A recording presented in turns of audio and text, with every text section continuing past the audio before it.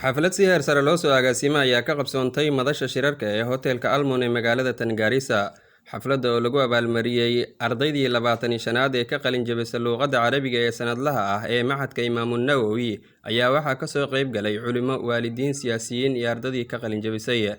Sheekh Cabdullaahi Cusmaan Buulow iyo qaar ka mid ah culimada magaalada Gaarisa ayaa ka warbixiyay ahmiyadda ay leedahay in la barto luqadda Carabiga.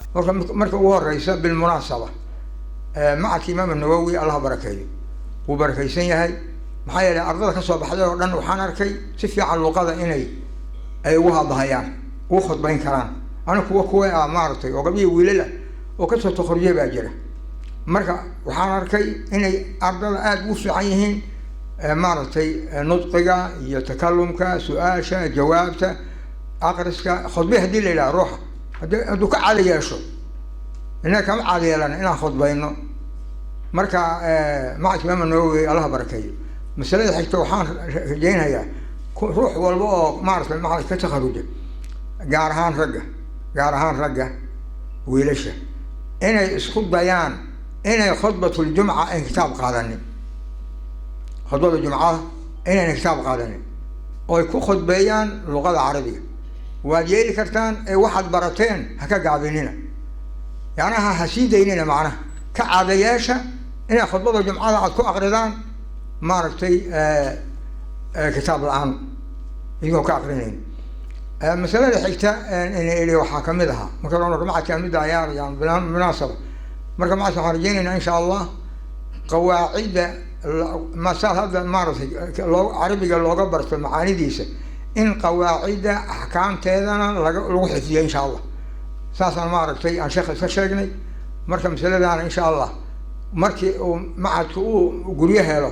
oo makaan rasmi uu helo oo guryo helo insha allah ayaa masalada la sugi doonaa taana dabcan ku bishaaraysa rabbana yusakhir wa yusahil. Sheekh Cabdiraxmaan Faarax oo ka mid ah culimada Gaarisa qaybna ka ahaa xafladda ayaa dhankiisa ka hadlay waajibaadka iyo ahmiyadda ay leedahay in ubadka lagu abaabiyo diinta islaamka iyo baridda luqadda carabiga. Allah baan u mahadcelinaa subxaanahu wa tacaala noo nicmeeyey oo nicmooyin fara badan siiyey nicmooyinka isaga Allah na siiyey subxaanahu wa tacaala kuwa uu sheekheenu sheegay ay ka mid yihiin kala ahaayeen nicmadii ijaadka ama haysiinta Allahuna haysiiyey adoomo Ilaahay caawada naga dhigay haysiinta uu na haysiiyey Rabbi subxaanahu wa tacaala uu na haysiiyey inuu cid kala tusay aysan jirin waa nimcada koobaad nimcada ugu weyn Allah uu نعمه سبحانه وتعالى ومدة إسلام نمضى إيمانك ربي سبحانه وتعالى وناظرتي ربي سبحانه وتعالى نمضى ونسيي هدنا ونوك كامل يالي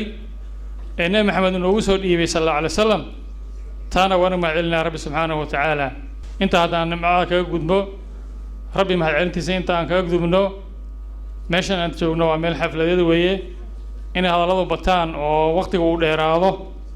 نظام كله وترك كمد معها waxaan ku darayaa hal qodob oo mahad celina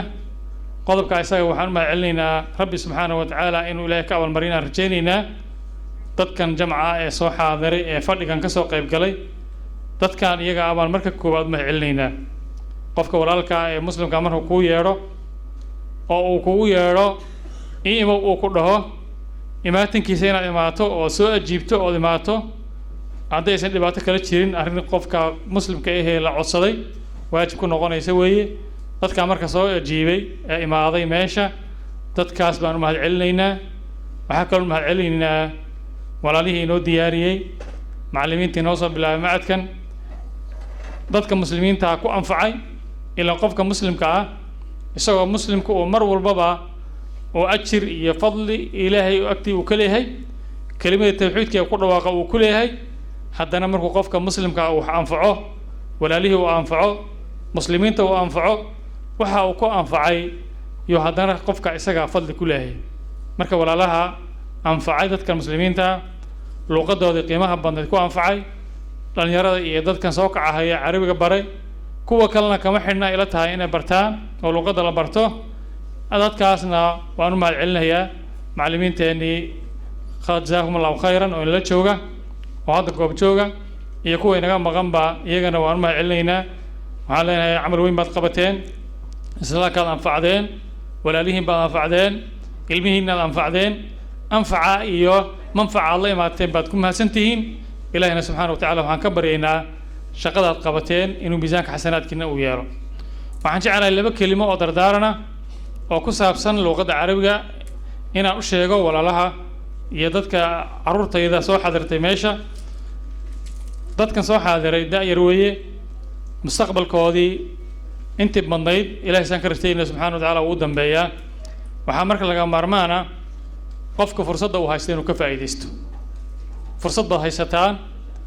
rabbi subxaana wa tacaala fursad idin siiyey. ilaahay subxaana wa tacaala wuxuu idinku nooleeyey magaaladeena iyo meeshan aad aragtaan. waa goob dacwo, waa goob diineed, waa meel waxbarasho. rabbi subxaana wa tacaala intaas oo dhan oo na siiyey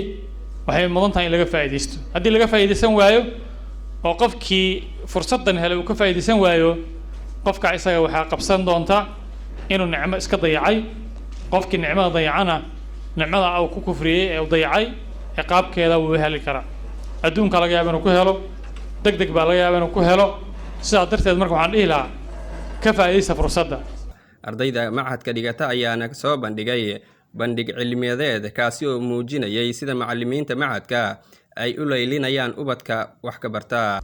العلماء في الأمة بغايا من أهل العلم يدعون من ضل إلى الهدى ويصبرون منهم على الأذى، يحيون بكتاب الله بالموتى ويبصرون بنور الله تعالى أهل العمى.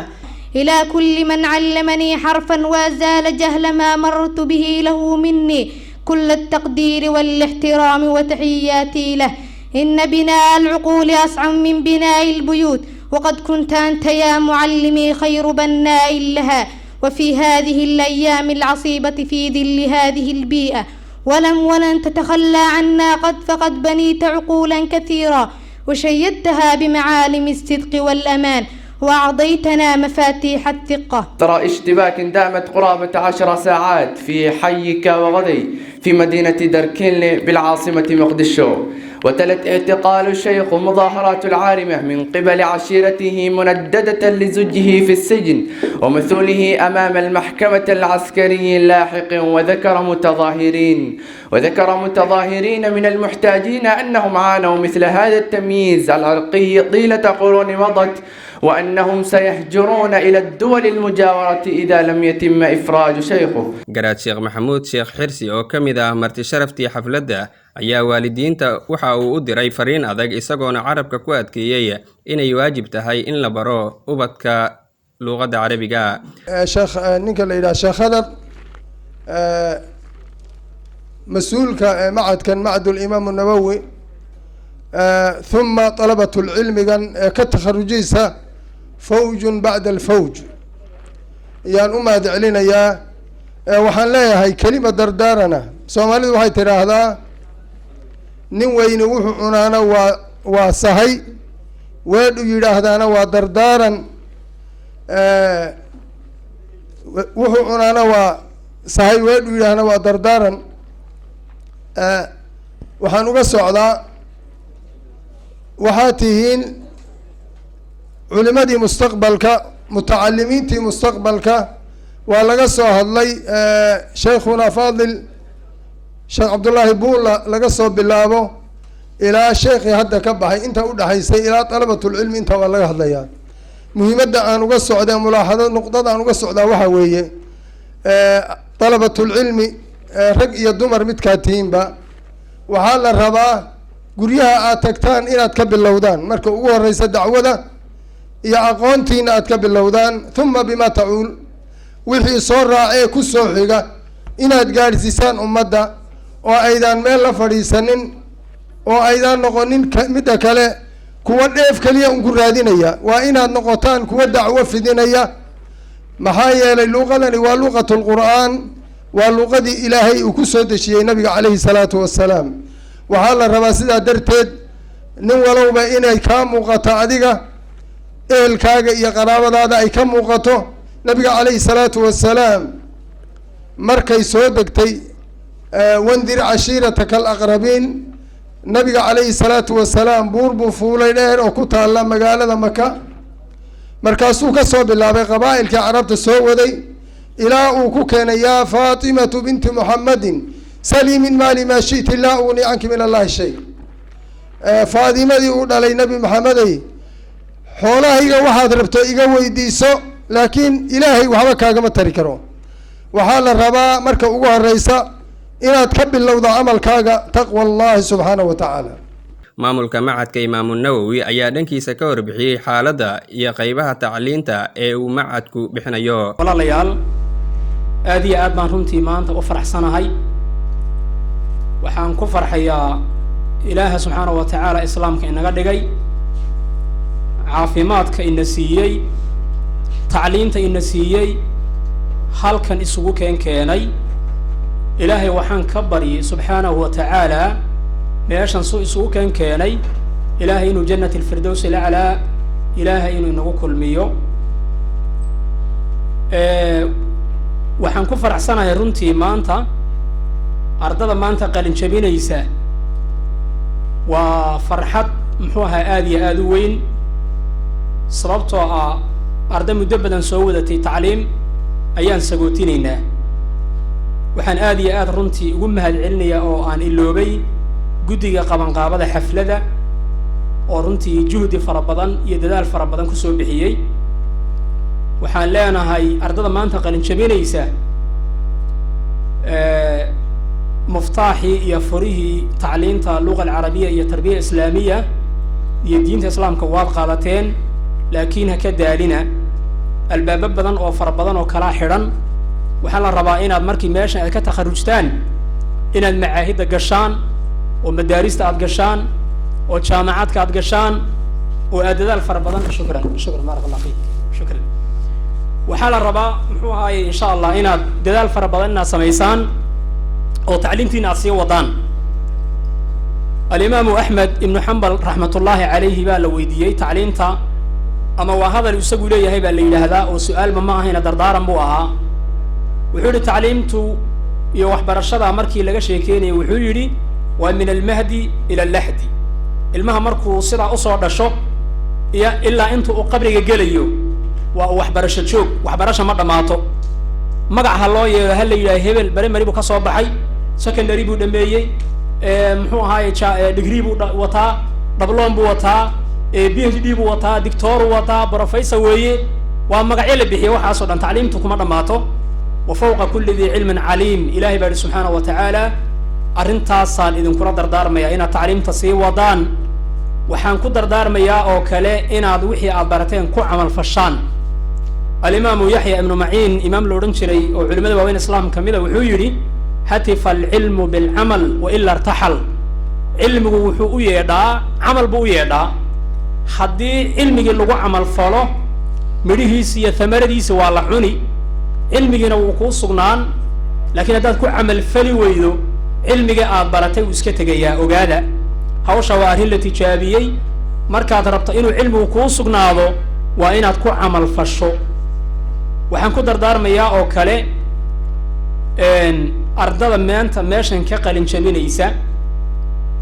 waa difcadii 25aad. waxa weeyaan ardada macadka ka qalin jabisay si guud ahaaneed tirada markii la fiiriyo waa 1045 arday weey. yaa macadka imaamu nawowi shahaado ka qaatay oo ka qalin jabiyey. waana difcadii 25aad. ardada maanta noo qalin jabinaysaa waa 45 arday, 27 wiil iyo 18 gabdhood weeyaan. dadka qalin jabinaya nooc walba isugu jiraan. mar walbo arday ay qalin jabinayso dad dawladda u shaqeynaya ku jira, kuwa macallimiina baa ku jira, kuwa hooyooyina baa ku jira, dad waxaa ku jira muxuu ahaaye bulshada noocyada kala duwan ayaa muxuu ahaayaa ka buuxa ardada. waxaan u malaynayaa ruuxii ugu weynaa oo macadkan soo mara da' kama hadlaya, laakiin waxaan ka hadlayaa mansib iyo markii la fiiriyo. nin baa maalin ii yimid raxmatullaahi calayhi wuu dhintay walaalkeen ismaaciil qoryow. wuxuu igu yidhi magacayga qor, macadka inaan kusoo biiraan rabaa. waan qoray. waxaan ku yidhi ismaaciil qoryow anuu nin baan u aqaanaa, nin maayarka magaalada gaarisa a baan aqaanaa, ma ninkii baa tahay mise nin kale? wuxuu yidhi isagii baan ahaye labadaa wiile meeshaa taaganna waa staafkaygii. ismaaciil qoryowgaad raadinaysa ee maayarka magaalada gaarisaan ahaye macadkaan rabaa inaan bartay. wuu ku qalin jabiyey. coronavirus baa dilay raxmatullaahi calayhi. markuu shahaada saa u qaatay ayuu geeriyooday. macadku marka wuxuu u furan yahay sidoo walaalkeen maxamuud cabdi xuseen hadda ka hor ka dhawaajiyey mujtamaca oo dhan buu u furan yahay hooyooyinku u furan yahay hooyooyin badan baa ka qalin jabiyey dad dawladda u shaqeeyaa ka qalin jabiyey dad muxuu ahaaye macallimiina baa ka qalin jabiyey oo qayba jaamacada dhigtaan madaaris iskuullo marka bulshada noocyada kala duwan baa muxuu ahaaye ayaa ka qalin jabiya macadka waxaa sidoo kale ka hadlay goobtaasi wakiilka golaha deegaanka ee laga soo doorto waaxda Jarjara oo isaguna bogaadiyey barashada luqadda carabiga aniga naftirkay sheekh waxaan doonayaa inaan barto luqadda carabiga aan ka barto macadkiina diilayda waxaad u qabo online classes waxaa yeelay waxaan ka cabsanay in haddaan dhaho